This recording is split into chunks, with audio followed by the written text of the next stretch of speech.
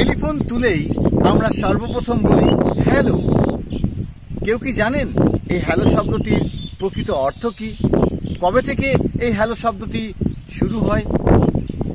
Hello একজনের নাম, পুরো নাম মার্গারেট হ্যালো। টেলিফোনের আবিষ্কর্তা গ্রাহাম বেলের প্রেমিকা ছিলেন হ্যালো। যখন তিনি টেলিফোন আবিষ্কার করেন তখন প্রথমে তার প্রেমিকার কাছে যে ফোনটি করেছিলেন তখনই তিনি প্রথম যে শব্দ বলেছিলেন সেটা হচ্ছে হ্যালো।